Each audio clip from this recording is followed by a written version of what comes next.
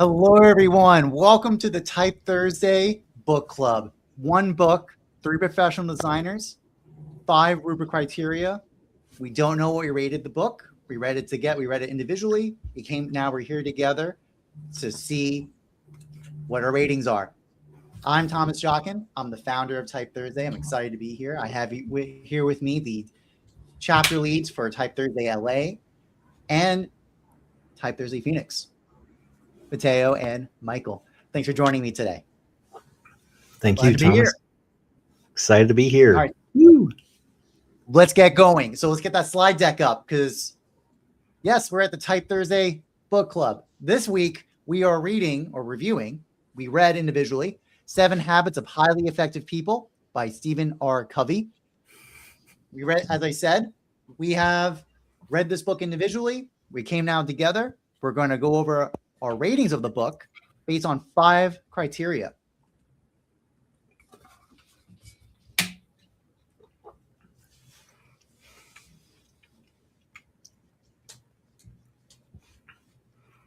I love that. Andrea said she's on her way to Disneyland, but she's tuning in to watch here. Yeah. Gosh. Is this Thomas's dramatic pause?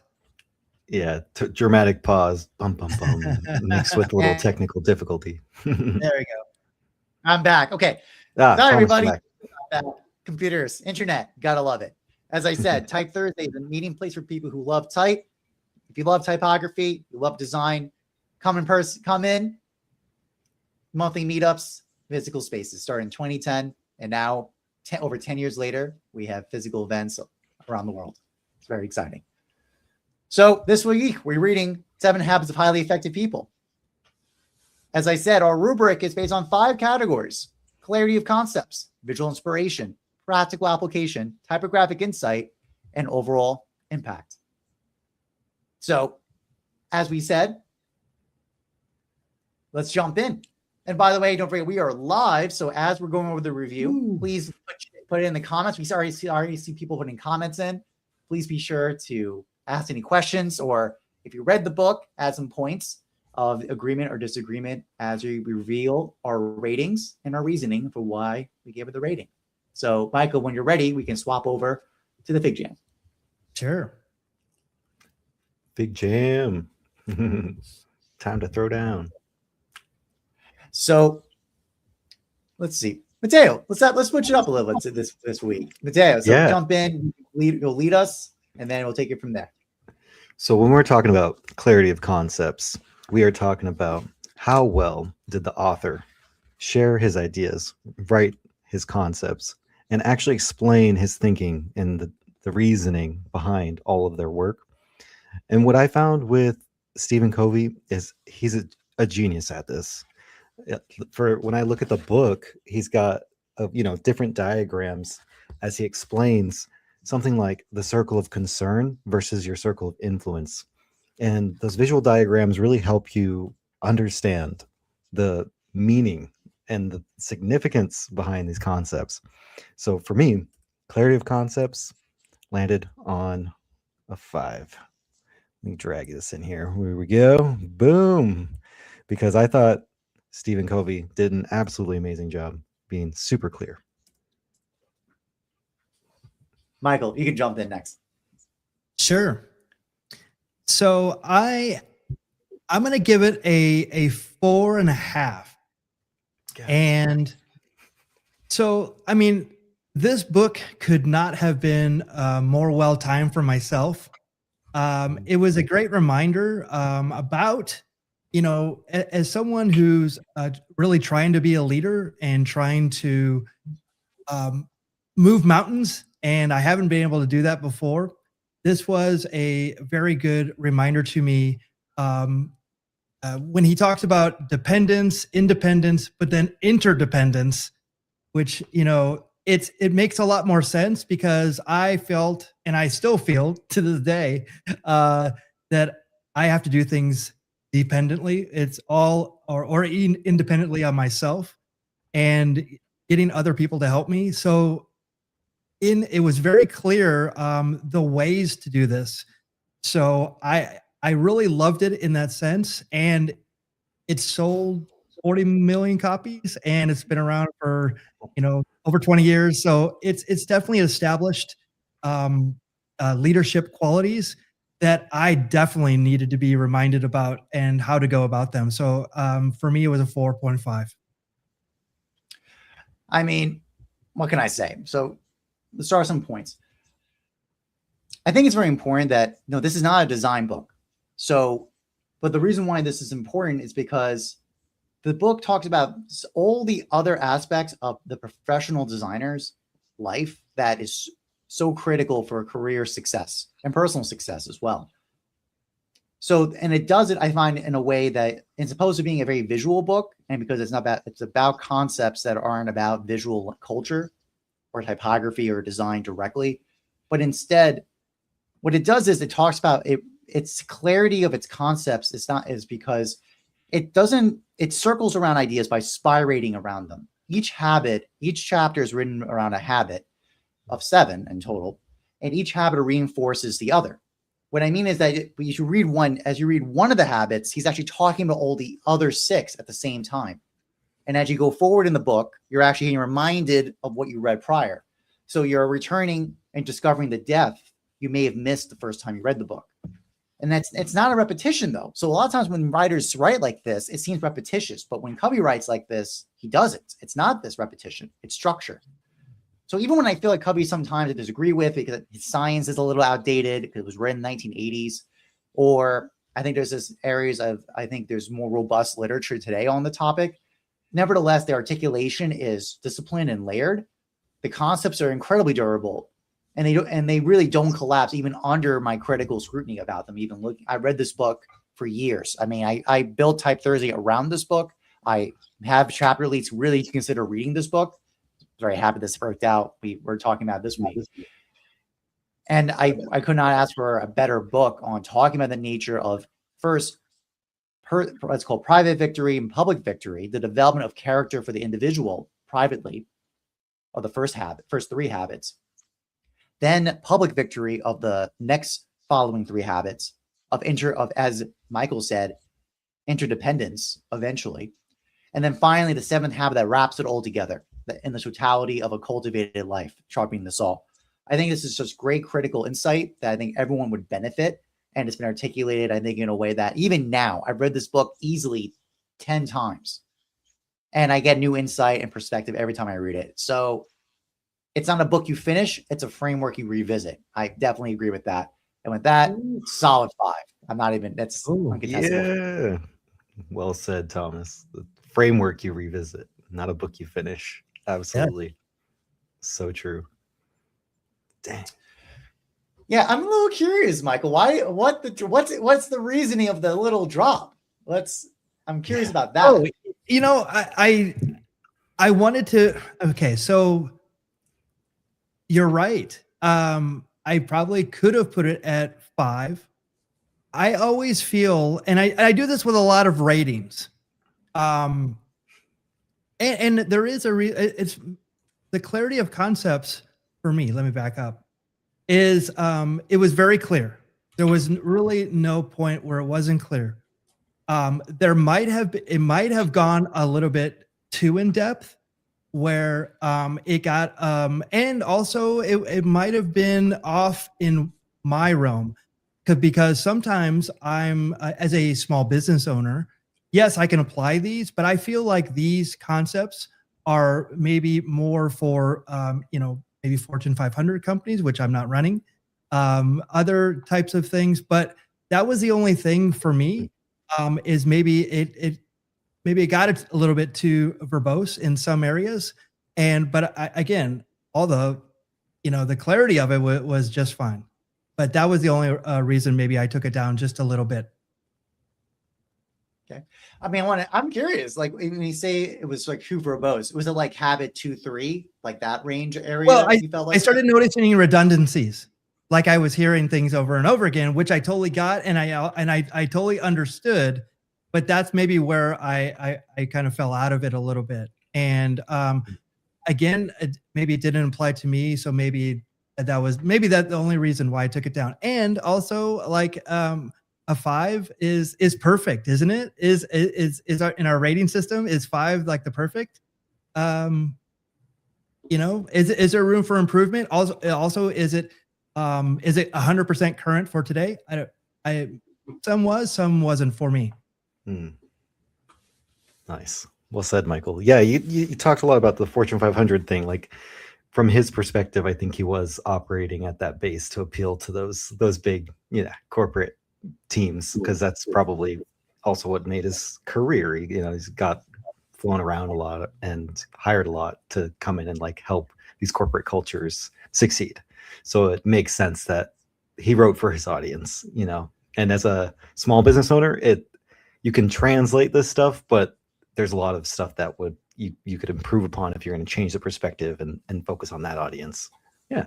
Good points, Michael. I do think, before we move on, I think a big point is, again, this was in the 1980s. So a lot of the technology innovations, he hints at it because it was starting to come up, the information age, right? But basically like a post AI, right? Like in terms, I think about that sometimes, right? Because basically the question, especially with agentic AI, here's the thing. If you could basically just have an AI operate the due delegation, where does the human come in? Like why work with others when you could just do it by yourself, right? And have agentic agents do the delegational work. Obviously, Covey couldn't even answer that because, well, didn't exist at the time, that kind of even proposition. There was that kind of locked necessity of having to deal with humans because you had to delegate with humans. But I think it's a live question. And I think also, even in Covey's system, he did write another book called The Eighth Habit, because it was around the nature of creativity.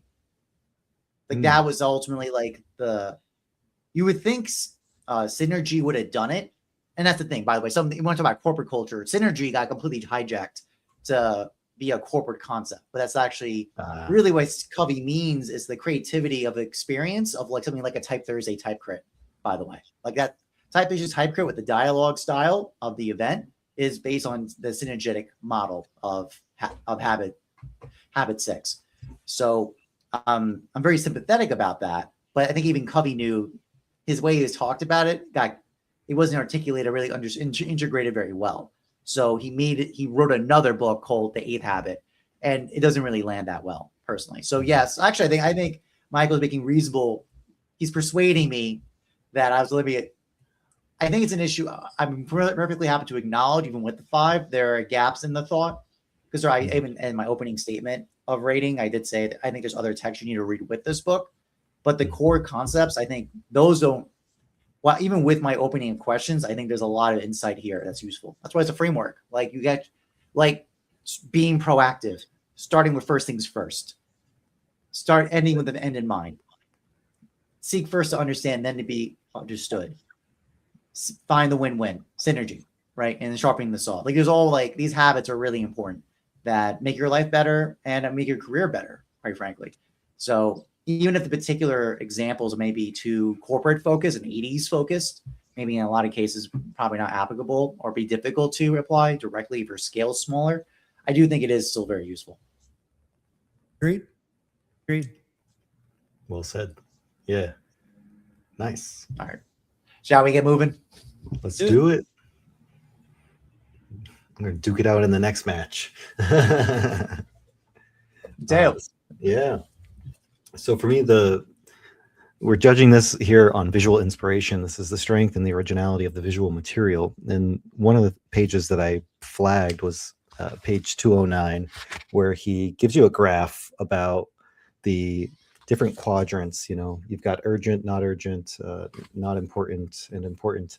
And then how people spend their time. People tend to spend their time, in these like firefighting modes, crisis modes. And he really explains that burns you out, right? And it just exhausts you over time. And with every concept, they come up with a really interesting visual to relay this concept so that you can understand it from a new light.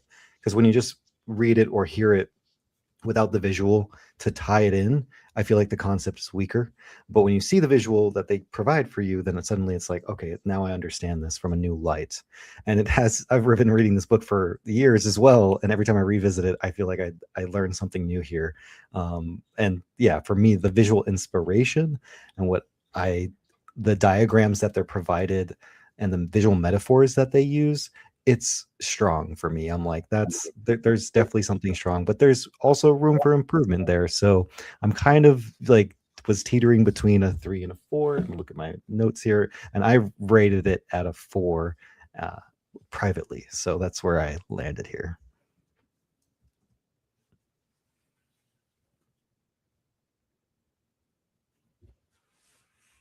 Did we lose Thomas again?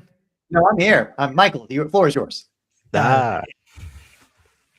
Great. Okay, so on visual and I interpreted visual inspiration a little bit differently. There are a lot of charts and infographics within this. Some of them better than others, but this is primarily text driven. So I'm going to put this at 3.5. Let me, if I can. There we go. I'm going to put this at 3.5, and it's only because I actually didn't connect with a lot of the visuals in it, and that was no fault of anybody. It was I got more out of the reading part of it. The actual visuals. Actually, there was one on there that was actually pretty. I think it could have been improved, and maybe that was the designer in me. I thought that it could have been actually laid out a little bit better. There's a lot of information in this one graphic, and it was a little confusing, but I got the concepts more from the reading part of it, which actually I don't do very much of. Usually I'm a more visual person and learn that way, but I feel that the actual text actually made more sense to me than the visuals. So for that, I give it the 3.5. My God, you guys are gentle, very gentle, very okay.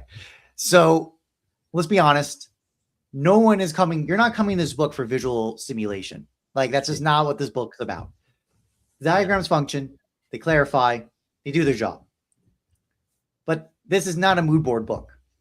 This is not aesthetic candy. You're not coming here and looking wow powed like the prior books, like Martina Flora, for example, or Ken Barber's book, or even Logos That Last from Alan Peters, for example. Like those are visual, and you're gonna get like that's the typical. I think a lot of designers, when they want just like raw visual inspiration, just taking in the information of like the visuals and holding that in memory, and then pulling it out as reference when they do their work, or to explore it in terms of studying by master copy. Like that's not what this book's about. You're not going to get that. I think that's important to let people know that. So on that note, solid. Like, no, we're doing 1 on that, because I'm just being honest. Like compared to, if we're pointing by the same rubric of the other design books, I have to be honest. It's like, it's not, this ain't it. You're not coming here for the visuals. And, I think a lot of designers would do that. They look at the book and go, well, even the typesetting is fine, but you're not exactly getting blown away by it. If you're looking for design inspiration, this is not the book. If you're looking for personal architecture of a framework, how to develop great work and to make great work, so that to tie this into Logos That Last, the big idea from Logos That Last, I wish it was talked more about. You cannot make beautiful things in fear. Great design never comes from fear. And and I feel like a lot of the concepts from 7 Habits is the question of, really answers that question. How do you create a practice of courage that you can do great work? So this book will definitely get you that, so you can do great work and make beautiful things. But is the book as a thing of beauty itself, or getting beauty from the book in direct sense of visuals? No, that's not what this book's about. And that's it for me. Dang. Well said, Thomas. You ranked that hard out of 1, anchored right there. And you're right. Like, as designers, do not come to this book for visual inspiration. I kind of flipped my perspective. I was going to rank this a 1, but I was like, the way that this book inspired me to think and to get visual and to I was like, I'm kind of looking at it differently. It's not a design text. And so I know that. So therefore I was like, okay, on the fact that it's a practical guide to self-improvement and a framework, I think out of that literature, out of that world, this gives a better group of visuals and visual inspiration for you to understand these concepts than another like self-improvement book or business book or something that's going to try and teach you these same concepts with a lot of text heavy stuff. So kind of going from that angle, that's how I landed where I was at. Yeah, and I feel the same. So, and I'm also judging it against other books like this that I've read before as well, that did not have any visuals in them. Yeah. I was saying to myself, like, well, how do I rank these against those? It actually is okay, but there were ones that were messy that could have been definitely simplified for more clarity. So again, that's why I kind of was in the middle of it, and I was like, well, these are better than others in this realm, and especially I think I'm trying to think of I don't know, is Rich Man Poor Dad or something like that, or any of those finance books. Like they're very, very dry, and but yes, visual inspiration, do not come here for that. We've had watch our other videos for at least for me. Michael, I want to know, I'm curious, which diagrams do you feel like they could have been redesigned or reclarified? I was wondering the same. I'm curious. Oh, there's a circle one. I think it's it's gosh, trying to think of where exactly that is. But the one that actually has has a band around it, has like a diamond in the middle. There's it looks like the food triangle. The food pyramid, Michael. Food pyramid. That's what it is. There we go. You might be describing this diagram. Right yes. That's exactly it's the summary of all the habits together. Yes. Yeah. Which I will say, Michael, the first, I don't know, 100 times I looked at this diagram, I was very confused.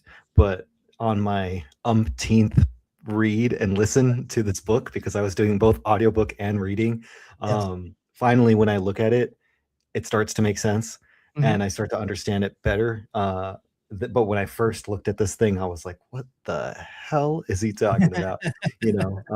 So I get it. Yeah. And there's some other visuals in here that I felt overwhelmed by, like the tables and the way that they're just kind of describing information. So I felt some similar feelings that you're describing. Yeah. I mean, I'm learning Spanish and Japanese right now. And there's no, when you break it down, it makes much more sense, and you start noticing patterns. So in those graphics right there, it would make sense that if you deal with them a little bit more, maybe dive in a little bit more and kind of understand where they're coming from, it would make more sense. But at first glance, I actually avoided it at first.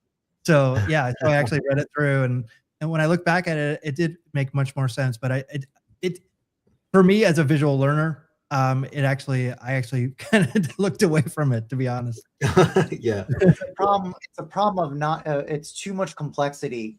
It's not a progressive disclosure. That's the problem with it. It's also, let's be honest here, but ugly. It's so awkward. Oh yeah. And it's probably what 40 some odd years old, and 1989, I think, was the original publication. So and really? Then I think it was 1989. And then his son Sean Covey did a updated version, and the Covey Foundation, I think, as well. Like, they've iterated on this kind of stuff, but they should have iterated with a designer. I think they're coming from corporate speak and corporate 500s, and so to those people in men's in suits, that was mind blowing when they saw that visual revealed. To us as designers, we're like, wait, let's do some progressive reveal. Let's, make this easier to interpret. Yeah. And knowing what I know, they're not going to change it at all. Ever. Well, it's like my students when they do slide deck presentations, they'll just put the paragraph of text, just 1,000 bullet points. Right. And I'm like, no, you got to chunk this. We got to sequence this. You can't just give me all the paragraph. You cannot give me a paragraph of text describing what I'm looking at. Don't do that. Right. So that's it's like things like that. So, but I mean, no, it's too much. A lot of non-visual people just think, well, you want all the information to be available just in case. It's actually a hoarding mentality. It's almost like your parent, it's like my mother, who are just like, no, we gotta make sure we have all the food in the fridge at all times. Right. Well, what if I don't even need it? Who cares? It needs to be there. And that kind of like, in case of emergency, we need to make sure all the information there at all times. But then of course you get overwhelmed by all the things in front of you. You don't even know the piece of meat, the milk that's in the back of the fridge, because there's so much stuff in the fridge now that's crowding out of the way. You can't even notice it. Anyways, little metaphor, but it's fine. It's fine. Okay, onward. And we're going to follow the same format. So then Matteo, Michael, and then me for reviews. Got it. Sweet. Alrighty. So for me, practical application, I definitely feel like the book provides so many frameworks for you to be able to reference and apply into your teaching or into your work, your daily life.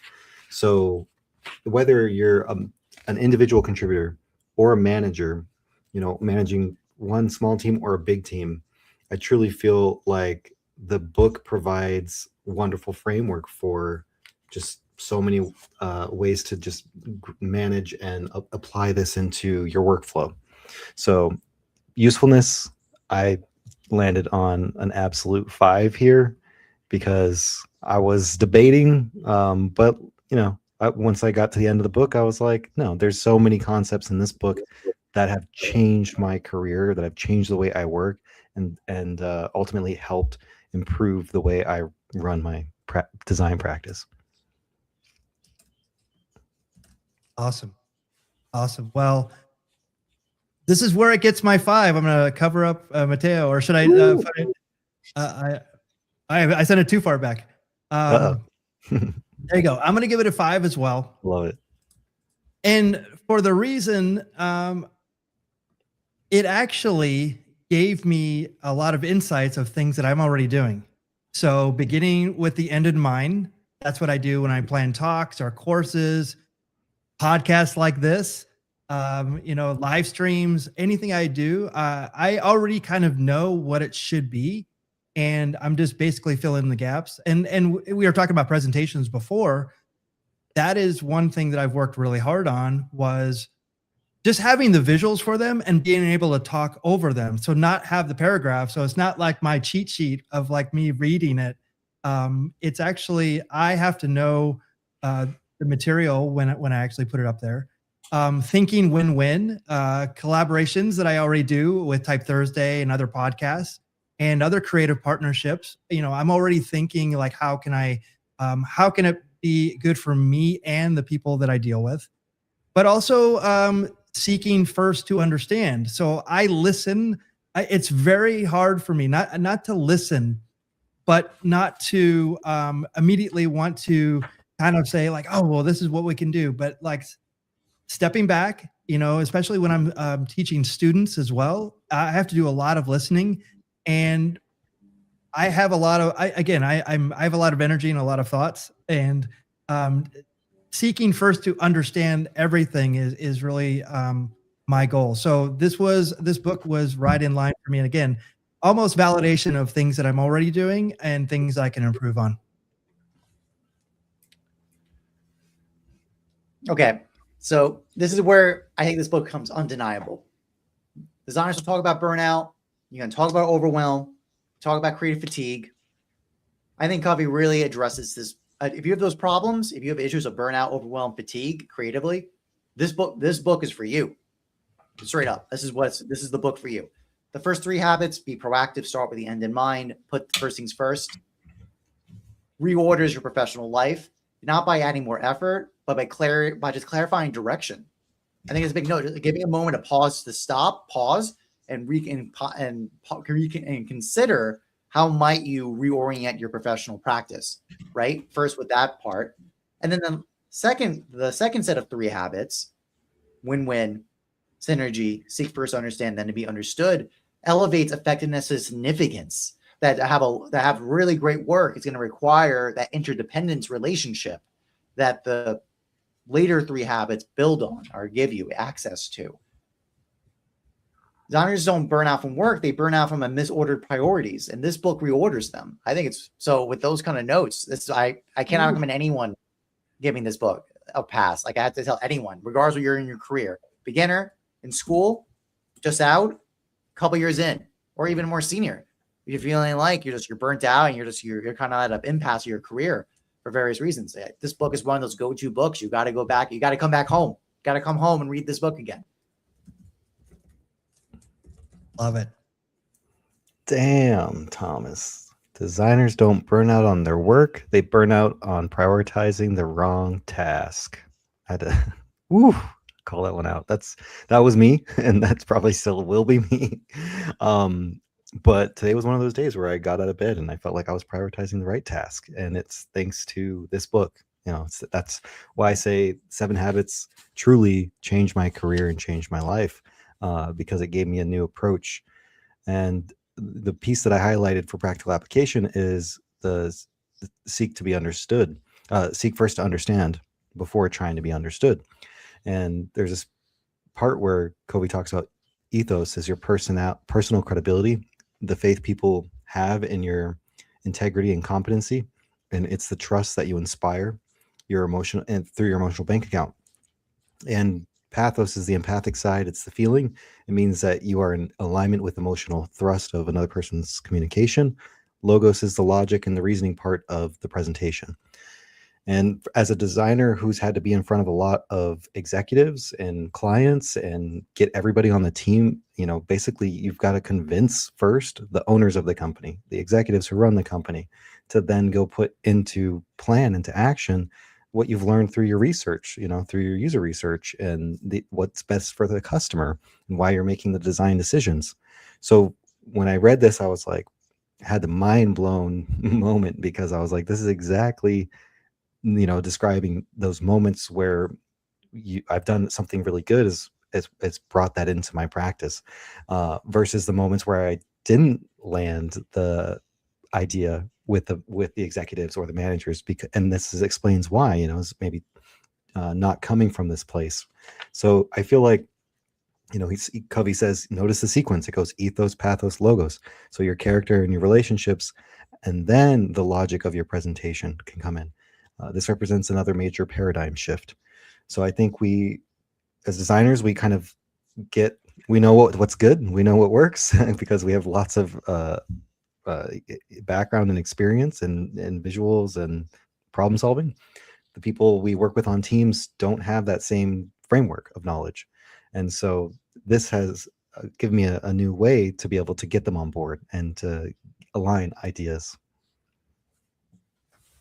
Yeah, I thought that especially like coming up as a designer as I did, like I wouldn't think that this book would have been for me, because as designers, we don't really kind of understand. Like we think that it's about the designs and about the how good we make them and how good we can like how fast we can make them and what our skill level is. Like I always thought that was more valuable than collaborating or or just talking to people the right way. And especially when I had to be in a leadership position where I was, a creative director and I had people under me and I had to like give them work, but also give them feedback and also sometimes hard feedback. So again, I wish I would have had this book a lot sooner, and it would have helped me a lot in my journey. And I don't think I would have struggled as much. But now that I've read it completely, I feel a lot better about going forward, especially in the position that I am now as an educator, and trying to do more with leadership. I've done it in my professional practice classes I've taught. I signed this book. I've done readings from this book. So I think every educator, if you're an educator watching this and you have a professional practice class, like with the portfolio review and getting everything ready for that, you should be assigning chapters from this book and having discussions with this book. You'll do your students a lot of favor. You'll do them a big favor in their career if you do this early, in my opinion. Yep. So I agree. Shall we move forward? Move forward. Shout out to the educators, David Mays and Chris Lim Chin out there. They should be referencing 7 Habits. Yes. Yeah. Oh, typographic insight. Alrighty, fam. So, okay, as we just described, this book is truly not a design book. And so you have to approach it from that lens. You've got to understand that the book itself, it's not going to give you depth of typographic thinking, right, out of the box. But, and this is where I came up with my votes. I'm going to grab my little sticker. Definitely not a solid 5, but I didn't want to give it a solid 1 here either. So where was I? I kind of landed myself right in the middle at 3. And why? Because, obviously he's not talking about typography, but what he is talking about are timeless principles to your design practice. If you translate these 7 habits to type design, you would ultimately come out with a better typography and typeface, right? If you translate it to a design project, you'll come out with a better end result for you and for the client. And if you think like from the principles of win-win or any of these habits that you're applying here, I think it's going to totally transform the way you work and the end result of your project and the product. So for me, that's how I landed here at a 3. So I could have easily put this at 1 as well. I'm actually going to do 2, and I will tell you why. Because I actually work with, I'll say in the past with self-publishers, and one of the first mistakes they make is not getting someone that has eyes on their typography, their hierarchies, and the way that they lay things out. They do with justified text. The one thing that I loved about this book was it was readable. Everything was legible. It was a functional vehicle for the message that it was trying to get across. And so in that sense, it's readable, it's structured. It also has functional hierarchy. And you can read this. It's actually an easy read because of that. And that's why where you're not coming to this for letter forms, there was thought to the typography about how this is laid out. So that's why it lands at a 2 and not a 1. Okay. So it's like Matteo and Michael are saying, listen, there's no typographic anatomy here. There's no grid system. There's no kerning charts. But I'll just say point blank, just the habit alone of seek first to understand, then to be understood is going to change how you design. Because when you do, if you integrate that practice into your design and typographic work, it changes how you consider audience. It changes how you consider hierarchy, how you consider emphasis. It changes tone. Because that reveals something very important about typography. It's relational. It exists between people, between reader and author, right? If you practice this habit, your typography will improve. It's going to be very indirect. It's very quiet, but it's substantial. It's probably one of those very subtle details, but yet it's very subtle, but the most critical, because you can make the most amazing design, but it doesn't actually address what the author's intent is, nor the audience need. You didn't make a good design. That's a base skill. So in that case, that also allows this book where, again, it doesn't have any typographic anatomy or concepts directly attached to it. So it saves it from the 1 rating. But I do agree, obviously, you're not coming here, like if you're applying the same rubric to this or all the other ones, it's not like it's only in an indirect sense. But the reason why it's indirect, but still still worthwhile, is because good typography begins with listening. That's why I think it's worth at least a 2 rating for that reason. Love it. Great minds think alike. Yeah. Yeah. Thomas, I love that you said, just habit 1 alone, begin with the end in mind. Was it think first to understand? Seek first seek to understand, then to be understood. There you go. Yeah, that alone is going to change the way that you design, and the way that you approach a project. And I think begin with the end in mind is one that would change the way you would approach a typeface design if you're designing a font. Because what I've seen as people are presenting fonts that they're developing, they just, begin with any letter and start playing with any random other letters and then develop the whole alphabet randomly. And I'm like, well, you didn't begin with the end in mind. And if you had, you would have caught a commonality or a theme or a feeling that you wanted this typeface and this font family to have through all the characters? I say this all the time, especially when I'm teaching about design at all. I say that 90% of what I do isn't design, and design is the last thing I do. So if you do your research and do your planning and do everything, like it basically designs itself out. So I mean, again, this is a lot of information that has been, updated over time as well. So it very easily could have got out of control, and it wasn't. It's very, very digestible, and again, a wealth of knowledge. Can't disagree. I think these are all valid points. Onward. Woo! Here we go. Alrighty, fam. So on overall impact, I think I had another flag for one of this for overall impact.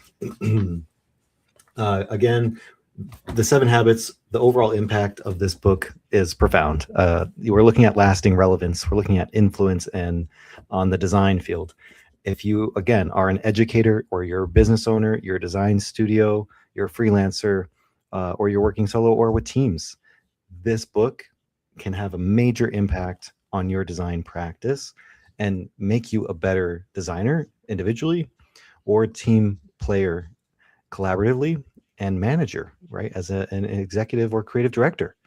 So with that, I'm bringing myself right in at a strong 5 for overall impact. Well, I'm not too far behind you on that one.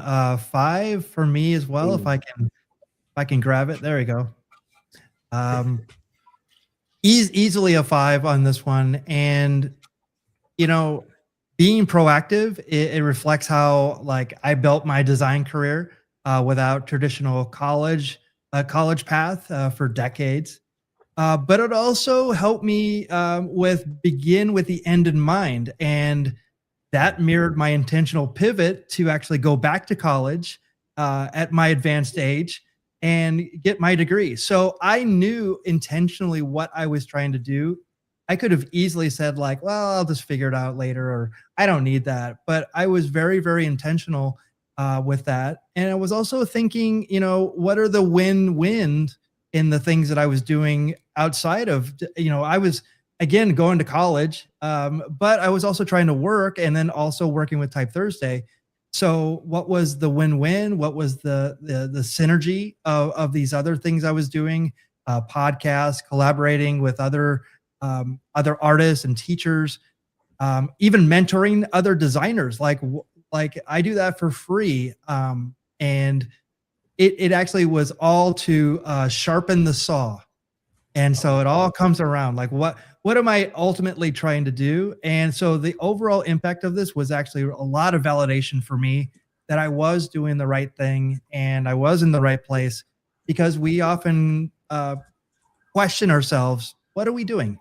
Like, is this working? Am I making an impact? And that, to me, all the things that were in this book, I was actually aligning with, and it helped me. It's going to help me going forward, knowing that I'm doing the right thing as well. Okay. So this book is not considered part of the traditional design canon, but I think it should be. Listen, for all the discussion of the craft, of the hard work of learning composition, color, typography, technology, right? All the aspects, there's so much to learn. But without the things discussed by 7 Habits, you're not gonna fulfill the requirements to be a real professional.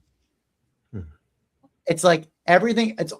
I'm telling you, like the reason why I made this book required in my professional development classes, because I really believe it.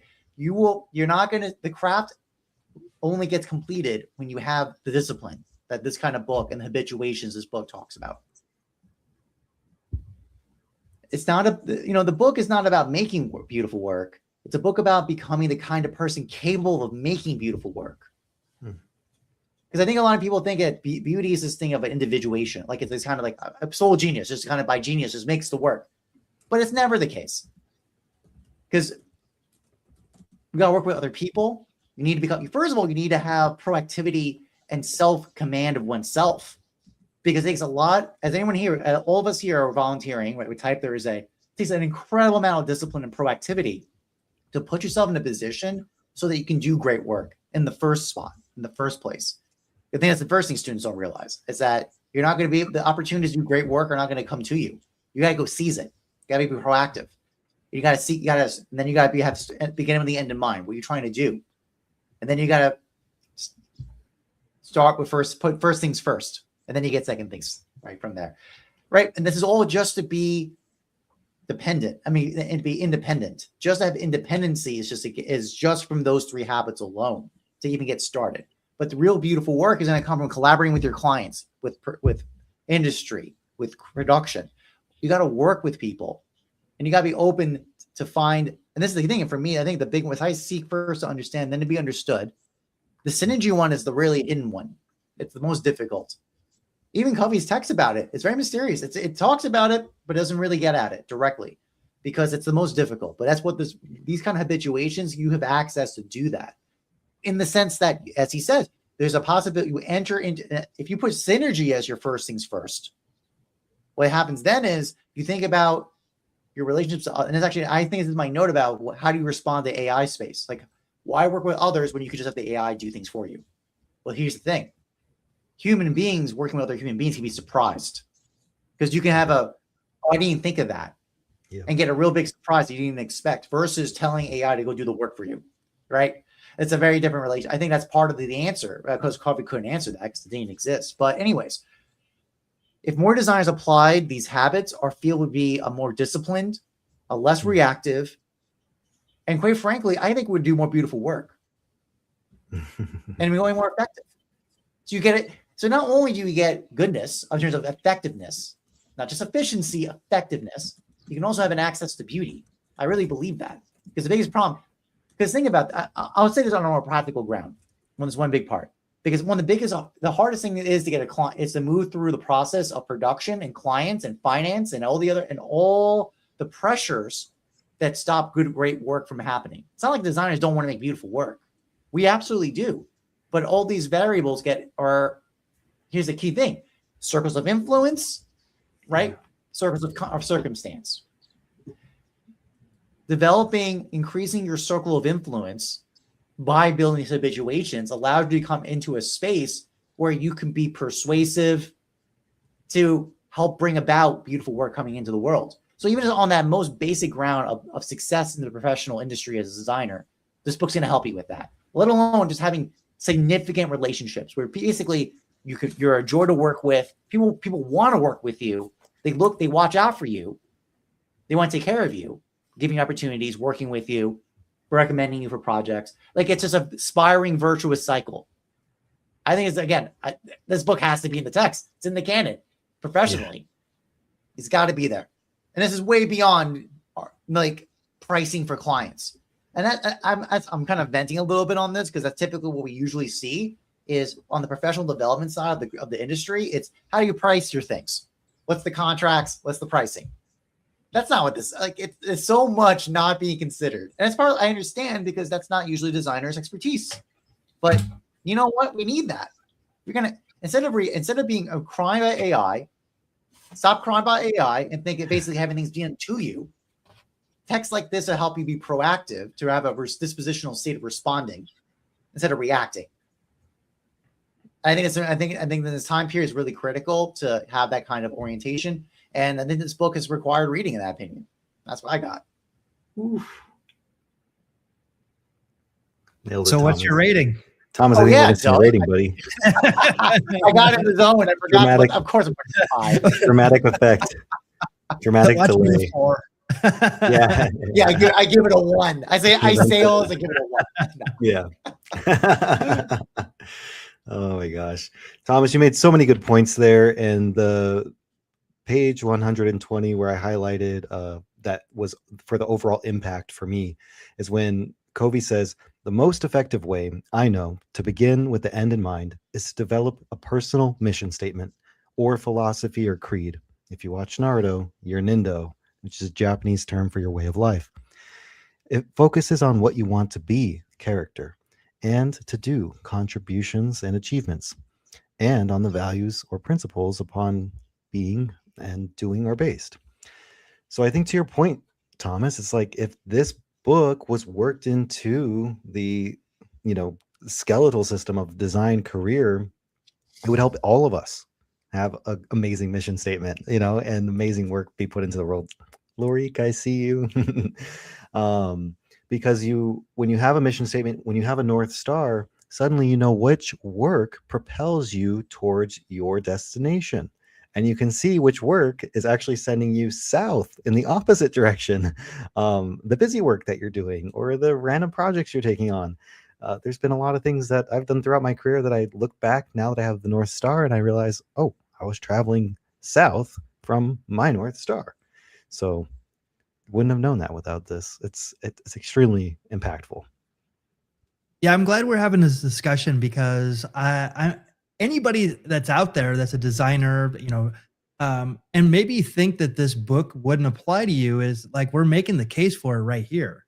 And I think that I would have thought that if I was a designer in my 20s or 30s, I wouldn't have thought that this book would have applied to me. I thought I would have to be another type of professional, but you're absolutely right. It does apply. And it again, it would have changed my mindset a lot, and it would have been definitely given me some confidence going into salary negotiations, other types of exploration as far as pushing myself to learn more at the time, or get involved or network or actually be a leader. And I for that reason alone, I think we're making a great case for any designer to get this book, as well as anybody in any other field as well. Very good. Absolutely. And that covers our review for this week. So shall we transition to our wildcard moment? Yeah, let me pull that up. Meanwhile, you can vamp. Vamp. While that's loading up, by the way, we've been seeing some comments come on the live stream. So thank you for those comments. Just shout outs to Naruto. Good stuff. Yeah. Michael made some great points as well. Like, it doesn't matter your career. Like, if you want to be a better person, a better, in your business or better at your job, 7 Habits is a great book. There's no reason not to pick this up. No, here we go. All right. Spin the wheel.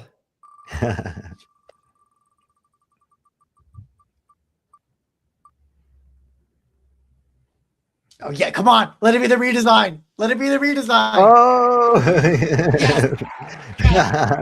I'm so happy. I was thinking the same thing. I couldn't wait for this one.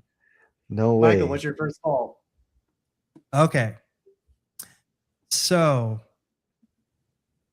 I would use a typeface that actually, if you go to the the Franklin Covey website, they actually use this typeface. Oh. And it is Tiempo's Fine. Tiempo's Fine. It's actually it's from Klim Type Foundry in New Zealand. And the reason why I know that is because Fast Company also uses it as well, I believe. And so it's Franklin Covey for those who don't know. They build exceptional leaders and teams and cultures that get results, and it's all under the author. And so I loved it because it has a bit of thin elegance to it, but it's also very good. It's a very editorial fun if you look it up. So I would 100%. I think that they already use it, but that's why I would definitely redesign the chapter. And the chapter I would probably do is begin with the end in mind. Like I already see it already laid out. I would that chapter alone was a big reason why it's probably the biggest reason why I'm having success this year. And so like I really was attracted to that chapter.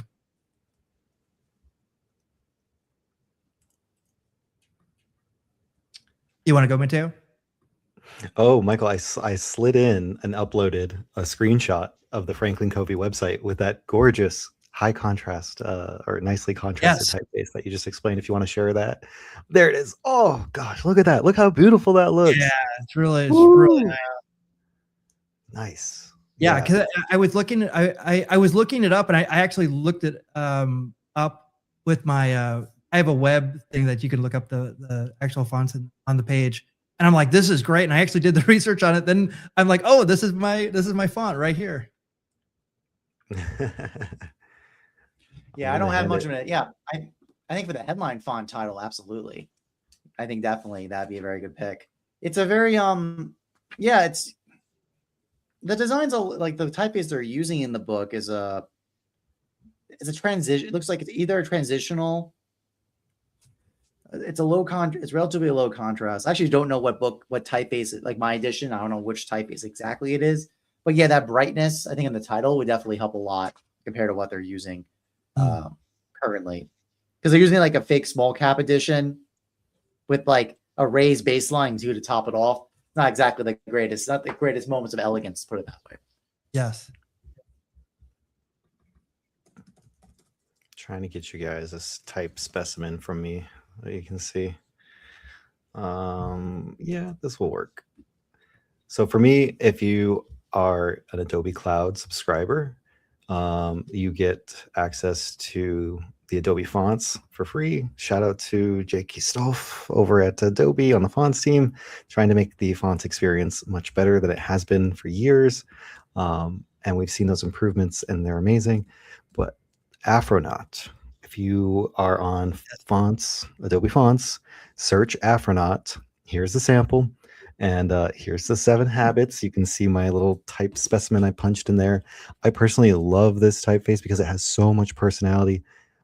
Designed by, I'm going to butcher that, Mateusz Machowski. And it just is so fun. I feel like that could be a wonderful typeface for Synergize because it looks mysterious and it looks futuristic. And I feel like Synergy is kind of that mysterious, mystical, magical element to it. Yeah. Nice. I'm trying to think. I guess I was gonna pull. Now that you guys are pulling up a search, I'm trying to go find one, and I'm not getting it at the moment. Not getting visuals. Now that we raised the bar, Thomas. Yeah, I mean it makes sense. We're talking about fonts and the visual quality about it. So making a visual, showing a visual would definitely help. I would agree with that. So if you're gonna play with tempos, then yeah, I think.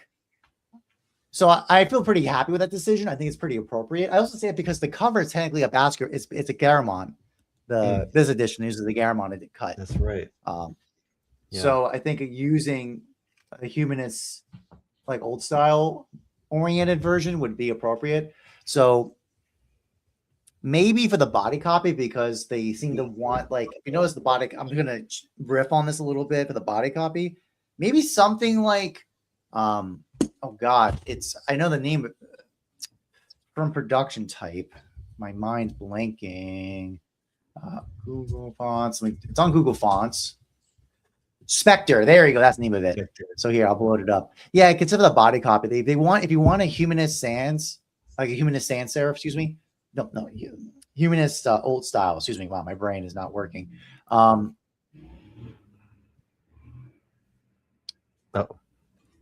Let's switch my screen. Boop, boop, boop. All right.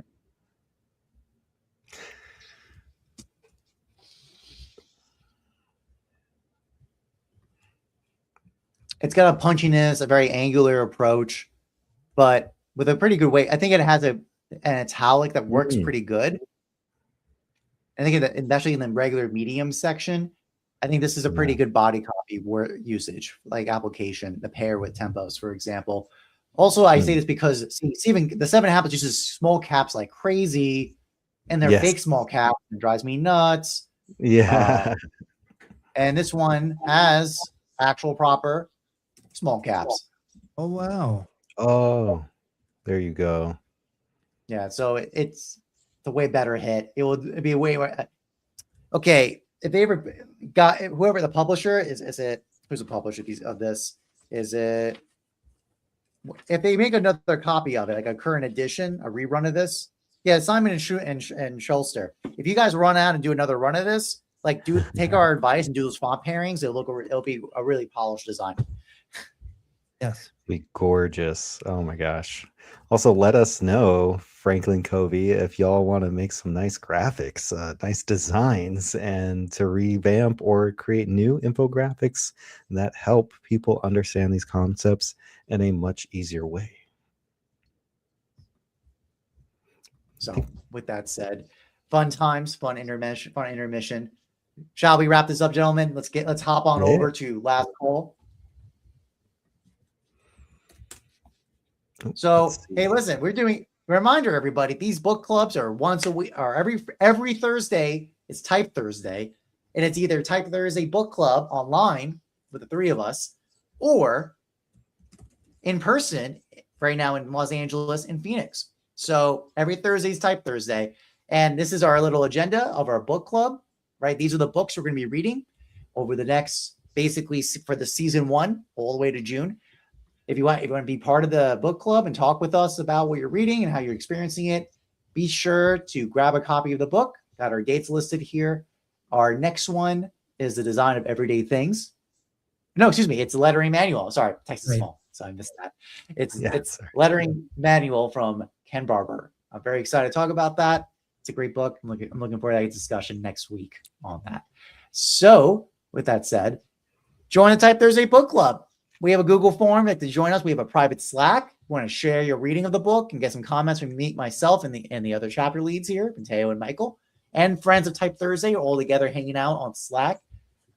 Scan the QR code and check it out.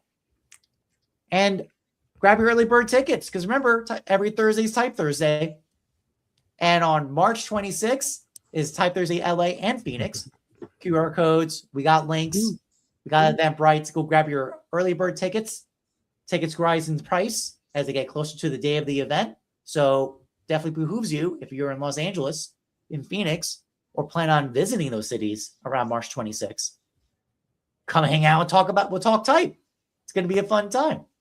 3 presenters show work in progress projects related to letter forms. There's a active listening period from the audience with the dialogue lead speaking with a presenter. After the presentation, the discussion for the first 5 minutes, the next 10 minutes is an open dialogue with the audience, exploring the work and the possibilities of that work. That's super fun. We're doing it for 10 years. It's a great time. And we sold a book. Oh, very nice. We are not getting any commission on that, but we should. It's fine. Hey, listen. No, we love this book. It's worth promoting. And the fact that it helps people too, like that's my mission statement, is to help uplift people and help guide people and help them pursue their creativity as their career, as well as help business owners kind of make their vision come to life and be that wind that uplifts people gently, right, and raises them up. So if this book helps you do that, then I've fulfilled the mission. Thank you, fam. Nice. Very nice. Any comment? What were the comments, by the way? Is there any comments you want to check out before we close out? Well, I've been putting them up periodically. I mean, we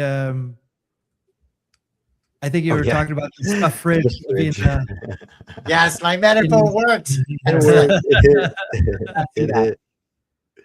But everybody's been really great in the chat, and we're really happy that everybody's participating, and let us know how we're doing, and if you have any questions for us, and definitely put them out there. We're always interested in feedback and making this better for everybody. By the way, if you've been watching for this full hour and you're not subscribed to us on our YouTube channel, we have our YouTube. You should check that out, by the way. So, and be sure to subscribe. Like I said, every Thursday is Type Thursday, whether online or in person. And it's been a pleasure talking about this book. It's one of my favorite books to read. And I think it's a great time talking about it with Matheo and Michael. So, gentlemen, thank you for your time. I think it's been a great conversation. Thank you so much. And we'll see you next week. Thank you, guys. Thank you, everybody.